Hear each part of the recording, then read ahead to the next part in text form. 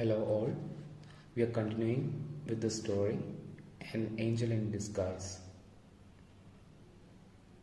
Not lately. No, sir. Have you any pain? Sometimes, but not now. When had you pain?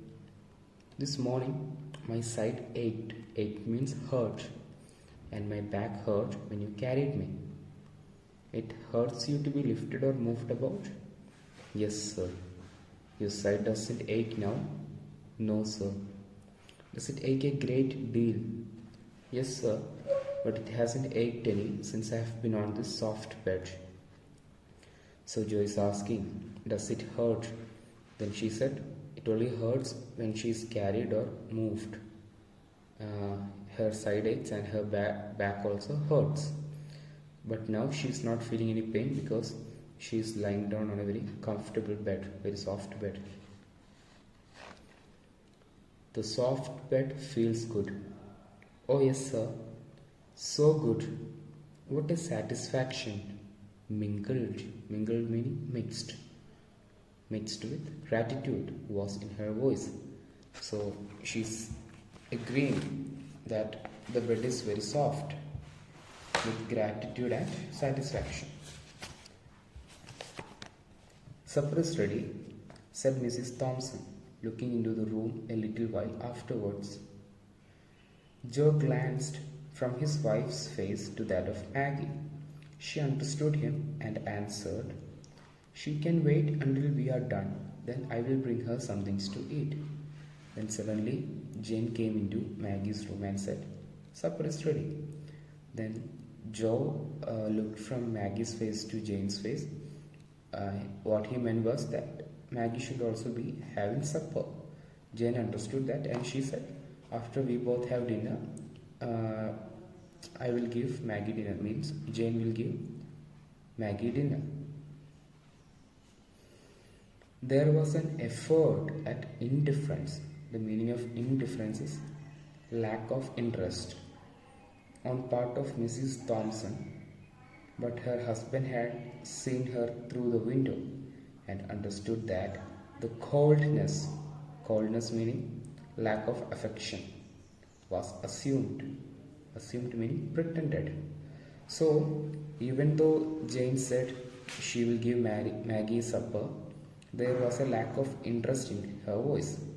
But Joe understood it was just pretense. She was just pretending, she was just faking to have lack of affection or lack of care for Maggie. Because if suddenly she shows love towards Maggie, she will lose her pride. She was the one who told in the beginning that she doesn't want Maggie home, right? So that is why. Joe waited after sitting down to the table for his wife to introduce the subject uppermost in both of their thoughts. But she kept silent on that theme for many minutes, and he maintained reserve. Reserve meaning a storage for future use. So Jane and Joe both sat for dinner, and Joe wanted Jane to talk about making Maggie stay at home. Jane didn't say anything about that topic in the beginning. So Joe waited like a reserve, like how a dam is very strong, like it keeps on waiting. At last, she said abruptly. Abruptly means suddenly and unexpectedly. So she said suddenly, what are you going to do with that child? I thought you understood me that she was to go to the poorhouse, replied Joe, as if surprised at her question. So Jane asked Joe, what are you going to do with Maggie? Then Joe said, you already know what I am going to do with her. I have to put her in the poorhouse. So he pretended to be surprised at Jane's question. Mrs. Thompson looked rather strangely at her husband for sonic moments, then dropped her eyes. Rather means a bit, little. Sonic moments means for a very short time. So Jane was surprised to hear Joe's reaction, and for a very short time she looked at him, then she looked down. The subject was not again referred to during the meal. At its close, Mrs. Thompson toasted a slice of bread and softened it with milk and butter. Adding to this a cup of tea, she took them in to Maggie and held the small waiter. So they didn't talk about Maggie throughout the supper. So after they had food, Jane made bread toast and softened it with butter and milk, made a cup of coffee, and she took it all in a waiter. Waiter means a small tray, and she went into Maggie's room, on which she had placed them, while the hungry child ate with every sign of pleasure. So Maggie was so happy to eat such delicious food. It might probably be the first time she might be eating something delicious and surplus. "Is it good?" asked Mrs. Thompson, seeing with what keen relish the food was taken. Keen means great, G-R-E-A-T. Relish means enjoyment. So Jane asked Maggie when she saw that Maggie was eating the food with great enjoyment, "Is the food good?" The child paused with the cup in her hand and answered with a look of gratitude that awoke to new life old feelings, old human feelings which had been slumbering in her heart for half a score of years. So Maggie didn't answer it but replied with a look of gratitude, and that look awoke some humane feelings, some kind emotions that was slumbering and sleeping inside Jane for half a score of years.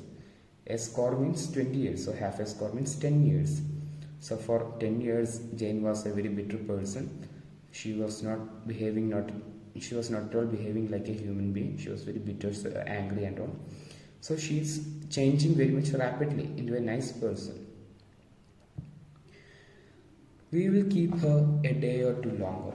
She's so weak and helpless," said Mrs. Joe Thompson in answer to her husband's remark at breakfast time on the next morning that he must step down and see the guardians of the poor about Maggie.